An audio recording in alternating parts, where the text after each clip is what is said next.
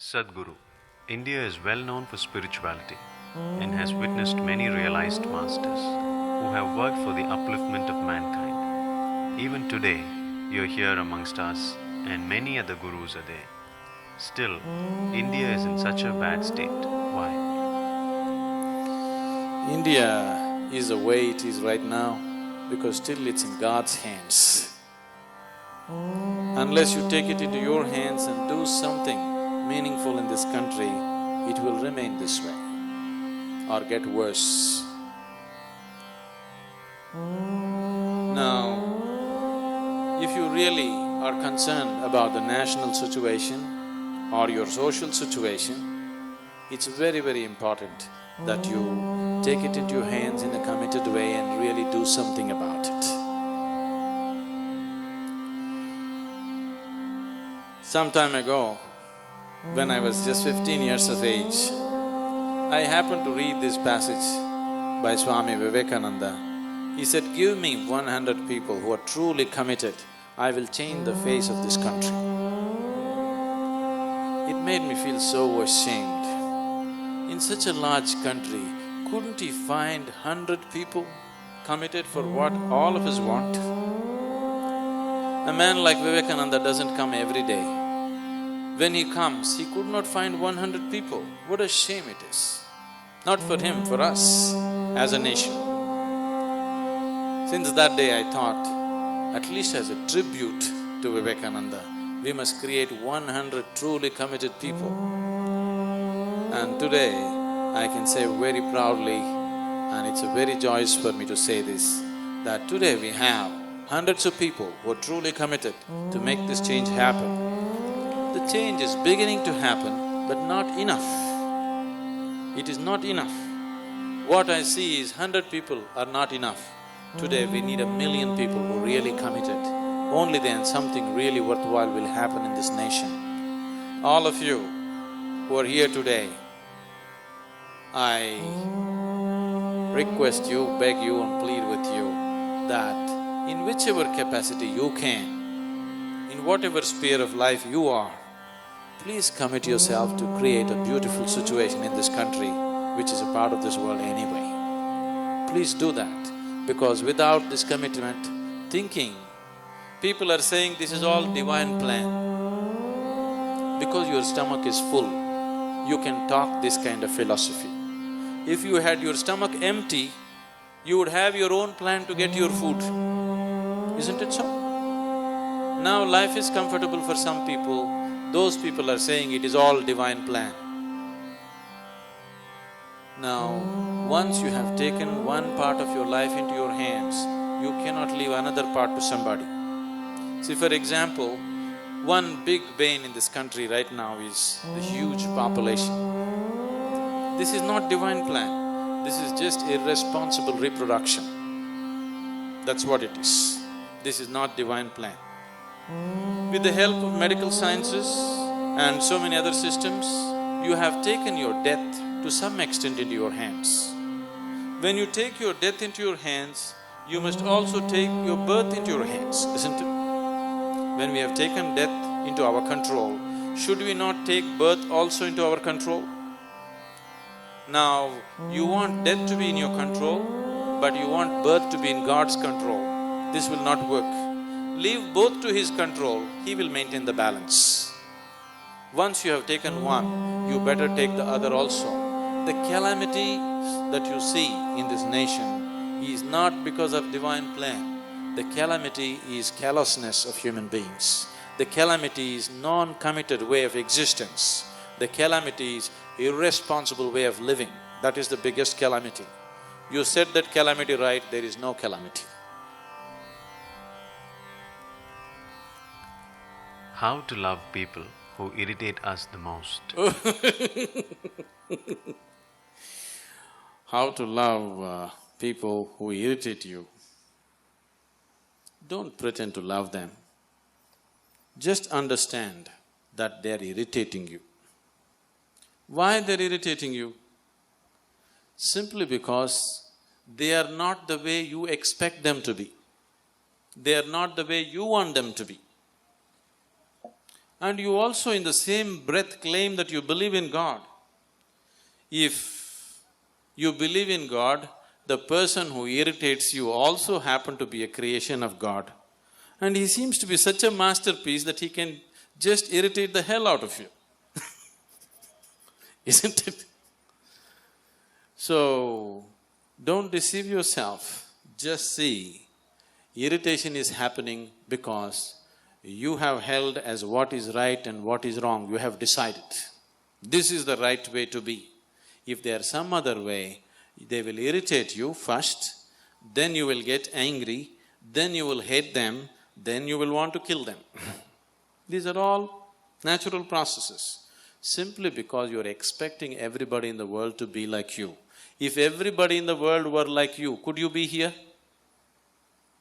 In your own home, if there was one more person like you, could you live in that house? Would it be possible? It's very good that everybody in the world are the way they are.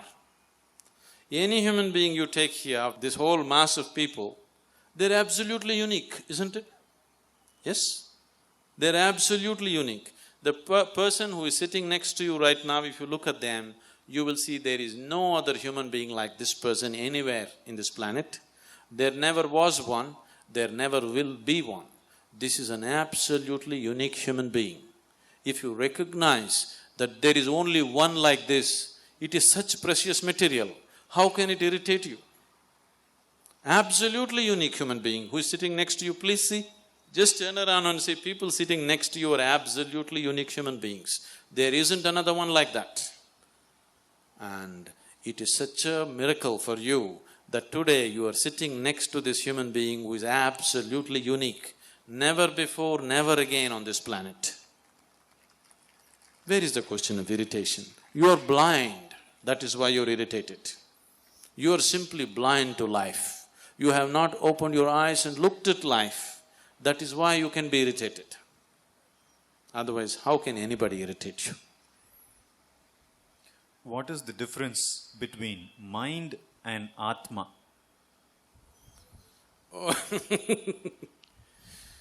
Which Atma are you talking about? What Atma have you experienced? Mind, you know the function of the mind to some extent. Atma, what do you know? Once again, you're talking about stories that other people told you. We can tell you any kind of story, but please do not talk about things which are not in your experience. The moment you start talking about what is not in your experience, to put it very bluntly, you're just lying to yourself, isn't it? Yes? If you're talking about things which are not in your living experience, are you not lying to yourself? Yes or no? So don't talk about Atmas. About mind, we can see. Atma, you cannot see right now. Does it mean to say it does not exist? It does not matter whether it exists or not. It is not in your experience right now. So if you want to experience anything beyond physical nature, obviously you cannot experience it with five sense organs. You must have a way of perceiving life beyond the five sense perceptions. That's what yoga means. Yoga means raising your perception beyond the physical so that you can experience that which is not physical. Only when you experience that which is not physical, we can say you are spiritual. Not because you believe this or that you are spiritual. Not because you go to the temple, mosque or church you are spiritual. You will become spiritual only when the realm of your experience transcends the physical reality and you have started experiencing that which is not physical. Let's not give names to that. Let us just see, right now it is not in our experience, and let's create a longing that we want to know life beyond the present limitations of life. Naturally, there will be a way to know this. Sadhguru, someone is saying that he has met many jnanis, some of whom have attained to samadhi, and he has taken diksha from them. He doesn't feel that it has made any significant impact on his life. His question is whether it is necessary for him to attend your programs. Would that make any difference? Obviously, now don't think that you met many jnanis is not a qualification. It's a disgrace that you met so many and still you did not allow it to happen. That means wherever you went, you failed. That's what it means. You met many people who even attained samadhi and still nothing happened to you means, please don't carry it as a qualification or a badge on your shoulder, it's a disgrace. Because nobody could awaken you, because you must have been going to those places like a stone. I want you to understand now that if it has not worked, definitely it's time that you make one more attempt. We have many hard ways for hard nuts, soft ways for soft ones. So if you are a hard nut, we have ways for you. You please come. In modern life, we are going through enormous stress. Can Isha Yoga help us come out of this? Now, it is not a question of modern life or ancient life. Whenever people are in a state where they have no control over their inner situations, they will be naturally stressful.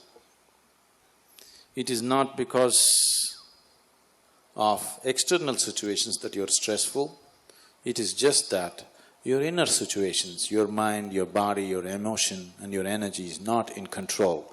That is why you're stressful.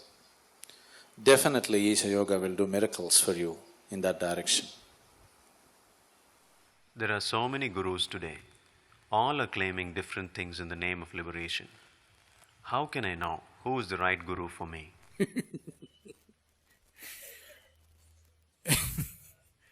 I am not claiming anything.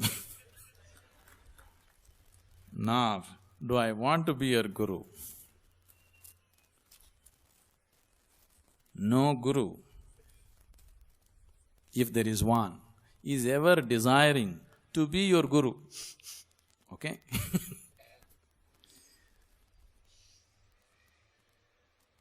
Guru means…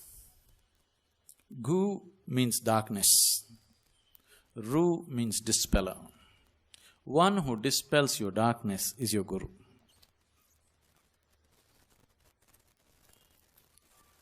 Now, he dispels your darkness not because he desires to be your guru. He dispels your darkness because he has the necessary light within himself. Now your question is, okay, there are so many of them, which one should I choose? This question is like, which soap shall I use? Lux, Hammam, Nirma, which one?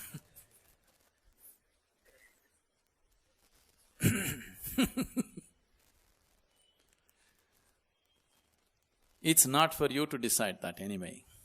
Now the problem is, there are so many people in the world today who are just out there to provide solace to people. People are seeking solace, so solace is being offered. Those who offer solace to you, those who offer psychological comfort to you, you don't call them a guru because they're only taking you deeper into your ignorance. If you sit with your guru, if you're very comfortable, he's not your guru. If you sit with him, you feel threatened. Who you are becomes so insufficient in his presence. Who you are trembles in his presence, then he's your guru. In his presence, if you're comfortable, he is not your guru because he is only supporting your limitations. He is not threatening your limitations. In his presence, you don't know what to do, he is your guru. In his presence, you know what to do, he is not your guru. In his presence, you don't know what to do, but still everything happens, he is definitely your guru. This is not something that you judge. But right now there is a need to judge because so many of them are coming.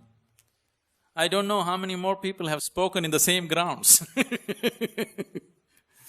I know every day they're barging into your homes through the television and claiming all kinds of things. most of the time offering you solace, encouraging your limitations. Anybody who encourages and sustains your limitations, anybody who tries to make you feel comfortable is definitely not your guru. A guru is somebody who threatens you. A guru is somebody who destroys you the way you are so that you can become the way the Creator intended you to be. You don't seek a guru, first of all. You create a longing. You create a deep longing to know. A guru will happen to you. You don't seek going about choosing which is a better guru. You don't choose. You just create a deep longing. What you call as guru will happen to you because guru is not a person. A guru is a certain space, a certain energy. It can only happen to you. It's not somebody you meet. It is not somebody that you shake hands with. It's not somebody that you bow down to. It is not somebody to whom you go and beg for this or that. That space, that energy which you refer to as guru will happen to you. It will overwhelm you. It will destroy you the way you are so that you will become unbounded. You will become the way Creator intended you to be. In the name of religion, so many conflicts have happened. Is it necessary to have so many religions? Can't there be just one universal religion? I think we have already answered this question in many ways. Why should there be a universal religion? I would like to see, there are 7 billion or 6 billion people in the world. I would like to see 6 billion religions. Only then it will work for you. Because religion is a very intimate process. It's an inward process. It is not something that you do on the street. It is something that you do within yourself. We don't need one religion, we need billions of religions. Each individual should see which is the way for him to seek his ultimate nature. He need not form a group, whether the group is 5 people or 10 people or million people, it has no meaning. Religion is something that you do within yourself, not on the street.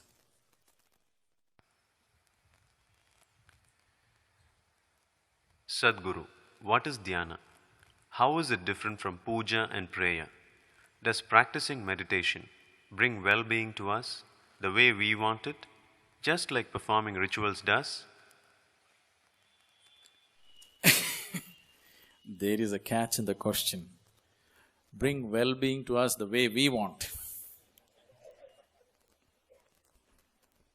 This is the problem with people. They not only want well-being, they want well-being the way they want. And they also claim that they believe in God. Please see, the only and only problem with your life right now is, life is not happening the way you want it to happen. If life is not happening the way you want it to happen, if you are a believer in God, it must be happening the way God intends it. You must be very happy, but you are not happy. Your beliefs are so hollow that it is not working. Now, what is dhyana? If you are in dhyana, are you beyond rituals, prayer and all these things?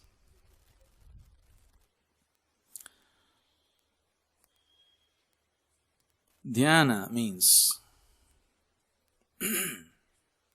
to be beyond the limitations of your body and mind. When you exist here as a body, as a mind, your suffering is inevitable. If you're happy, it's an accident, I'm telling you. Because the process that you refer to as body, the process that you refer to as mind, is not in your hands. It is always subject to all the forces of duality in the existence. So, you being happy or unhappy, peaceful or not peaceful, is no more yours. It is just the situation which decides this. So meditation means to transcend these two limitations of the physical body and the mind, so that you exist in that state where the body and the mind are not deciding the quality of who you are right now in this moment.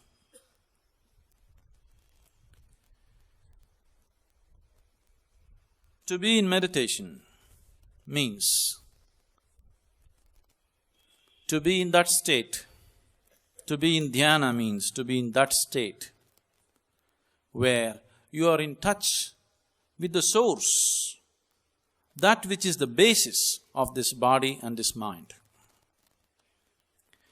Now, what is it that you're referring to as God? What is it that you're referring to as the divine? What is it that you're referring to as Allah and Shiva and God and whatever else? That which is the basis of all creation, that is what you're referring to as God. So meditation means to be in that state where you are neither the body nor the mind, because body and mind are things that you gathered from outside. They are not the basis of life, they are only the surface of life. The physical reality of the existence is only the peel of the fruit. See, the peel has no purpose of its own. Only as a protective layer for the fruit, the peel means something. For example, this moment you're sitting here, this body is very important. You have to feed this body, you have to clothe this body, you have to decorate this body, you have to pamper this body in so many ways. But that something inside this body which you never experienced, if that something leaves this body, nobody is interested in the body. Now the fruit is gone, nobody is interested in the peel anymore. Only because the fruit is inside, we value the peel. But right now, you have gotten so deeply involved with the peel that you have forgotten about the fruit. If you're eating the peel of life, how life can be? It has to be bitter, but the problem with the peel is, it has spots of sweetness in it. These spots of sweetness in the peel have come because of its association with the fruit. But these spots of sweetness exist. Right now, your whole life is about searching for these spots of sweetness. These spots of sweetness have come only because of the fruit. If you transcend the peel, if you go beyond the peel and taste the fruit, your life will become completely different. If you keep yourself limited to the peel, the physical existence is just the peel of life. Right now, your whole experience of life is limited to the physical existence, because everything that you experience in your life right now is only through the 5 sense organs. These sense organs can experience only that which is physical. It cannot experience anything that is not physical. If we have just come here to eat, sleep, reproduce and die one day, we don't need this kind of intelligence. We don't need this kind of body. To eat, sleep, reproduce and die, if you had come as an insect or a worm or an animal or a bird, you could have fulfilled those things much better than any human being. As a human being, you are not too good at those things. This person, once he has come in the human form, he has come with a different capability of knowing and experiencing life beyond the physical dimension. That's what meditation means. To know life beyond the limitations of 5 sense organs. To know life beyond the sphere of that which is physical. To know life and experience it at the source, not at the surface.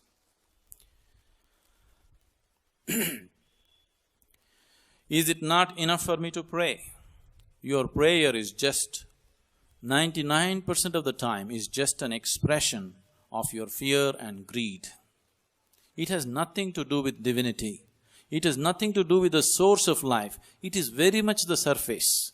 Things that you don't have, things that you long for, things that you crave for, that is what your prayer is. You are just hoping God will give it to you. You are just hoping that you will earn your life little free. You are just hoping that you will get your life at fair price.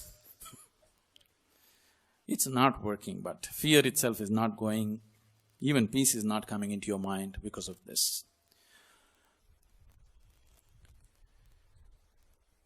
The difference, the fundamental difference between prayer and meditation or dhyana is, prayer means you are making an attempt to speak with God. By now, you must have spoken much. In all these years of speaking, probably you never allowed Him to speak. If you don't allow somebody to speak, so you do one thing. You go to your friend's house today after this meeting, sit there for half an hour, you do all the talking. Don't allow your friend to utter one single word. The next time you go and knock on his door, even if he's there, he will say he's not there. If you say 10 things, at least if you allow him to say one, there is a possibility of relationship. If you do all the talking, your friend will have nothing to do with you. That is what has happened between you and God. Even though He is very much present with you, He pretends as if He is not there, because He is afraid of you, because you do all the talking. So meditation means you stop your nonsense and listen. It's not the time for you to speak. You speak throughout the day. For some time in a day, you allow Him to speak. Let's see what He's got to say. Are you a Shaivite? Does your path embrace every god and everybody? I think before I spoke, they wrote this question. Are you a Shaivite or a Vaishnavite? You are asking me which group do I belong to.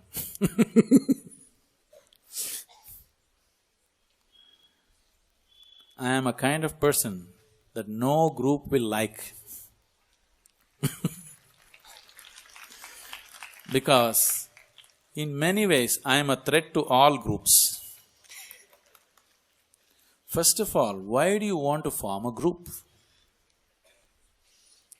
The need to form a group has come within you because as a being you're insufficient. You're feeling insufficient by yourself. This is the reason you have formed groups. Whether the group is family or community or religion or caste or whatever. Any kind of group you have formed because by yourself you feel insufficient. As a being, you are not sufficient.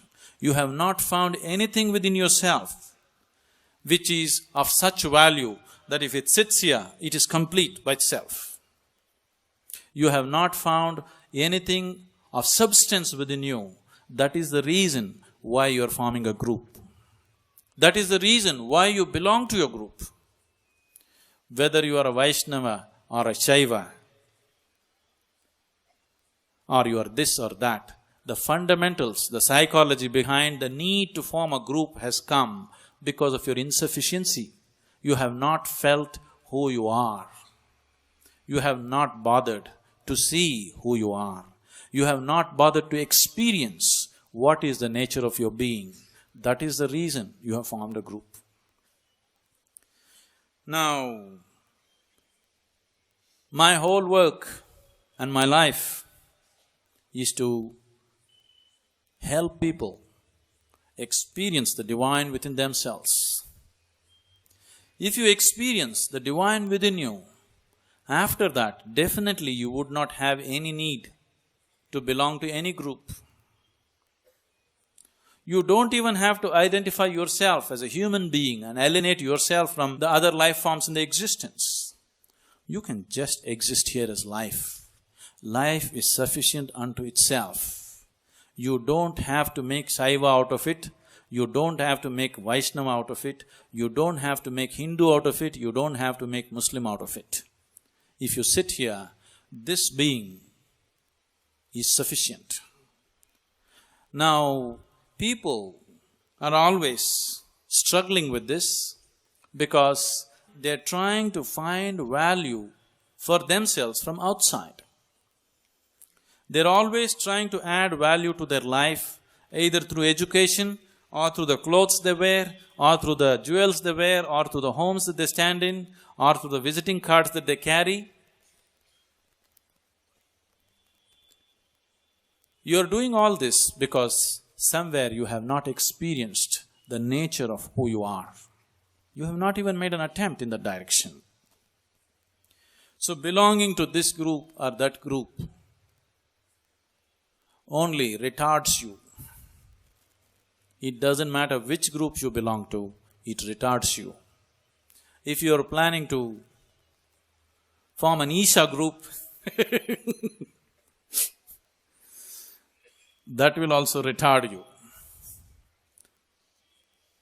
The very reason carefully we chose a name as Isha is, Isha means formless divinity, that you can't identify with it. You can experience it, but you can't identify yourself with it. So the question of belonging to some group or the question of embracing different groups doesn't arise in my mind. Only if you see them as different, the question of embracing arises within you. When you don't even see what is sitting in front of you as different from yourself, the question of embracing it doesn't arise. The very fundamentals of spirituality is just this. If you begin to experience everything as a part of yourself, then we say you're spiritual. How can I experience everything as a part of myself? Because I am me, you are you. That's the reality. Today, modern science is proving to you beyond any doubt that the whole existence is one energy. There is no doubt about it anymore. The same energy is manifesting itself as mud, the same energy is standing there as tree, the same energy is barking as a dog, the same energy is sitting here as you, the same energy is what you worship as God. This is what modern science says. Your religions, whichever religion you come from, they have also been screaming the same thing. They have been saying God is everywhere. Whether you say God is everywhere or everything is one energy, is it different? It is just that Einstein likes to call it E, we call it Ishvara. We are saying everything is Ishvara. He is saying everything is E. It is not different. So if everything is that, why is it that you're not experiencing it that way? It is simply because you are deeply enslaved to the process of sense organs. The sense organs can experience anything only in comparison with something else. Only because you have seen darkness, you can feel the light. That's the nature of your eyes. Only because you have heard a situation where there was no sound, now you can hear the sound. If I feel this is cool, only because my body is warm, I can feel the coolness of this steel rod. Everything that you experience through the sense organs is only in comparison with something else. So once you're enslaved to the sense perception, once your experience of life is limited to the sense perception, naturally you experience the world fragmented into million pieces. You don't see the oneness of the existence. Now, if you transcend your sense perception, naturally you feel and experience everything as a part of yourself. Once you experience everything and everybody as a part of yourself, after that nobody has to tell you how you must live here. Nobody has to teach you to be good. See, from the moment you are born, people are teaching you moralities. Be good, don't harm this person, don't kill that person, don't rob that person. Suppose you experienced all the people who are here as a part of yourself. Does somebody has to teach you such morality? Is there a need for such morality? So that is what spirituality means. If you have tasted anything which is beyond the physical limitations, you cannot belong to any group. See, that which is everywhere, with what will you compare it with? Once you have no comparison, you cannot experience through the limitations of sense perception. You can see it this way. Once it so happened, there was a philosopher fish. What? A fish, a philosopher? Yes, a philosopher fish. See, everybody is a philosopher. Please look at yourself. You are also a great philosopher. There is a drunkard on the street. You stop him and ask him why he is a drunkard. He has a great philosophy as to why he is drinking. Yes? Is it so? You stop a thief and ask him why he is a thief. He has a solid philosophy as to why he is into this. Everybody has solid philosophies to support whatever nonsense they are doing in their life. Without a philosophy, you cannot continue your nonsense. Please see. If you have no philosophy, you cannot sustain your nonsense. At every moment, you have to become aware. At every moment, you have to think, why should I do this? But once you have a philosophy, you can just continue your nonsense endlessly. So there is a philosopher fish. One day he is sitting in one place, very miserable, in great distress. Another fish came this way, looked at this philosopher fish and asked him, "Philosopher, why are you sitting like this? You seem to be in great distress. What is the reason for your misery?" The philosopher fish said, "Don't bother me, I'm in real trouble." "What is your troubles? Please tell me." The philosopher fish said, "Wherever I go, people are talking about oceans. I wanted to see the ocean, so I traveled in every direction possible, but I don't see the ocean. Where is it?" Now the problem is, he is also a part of the ocean. That's the problem. If he was outside the ocean, he would have gone and seen the ocean. Now that he is a part of it, he has no way to perceive it. Right now, your problem with divinity, your problem with God is just this. You are breathing it, you are eating it, you are walking upon it. So you don't know. You don't know how to perceive because your perception is limited to 5 sense organs and it needs a comparison, it needs a background, it needs a foil, otherwise it cannot experience.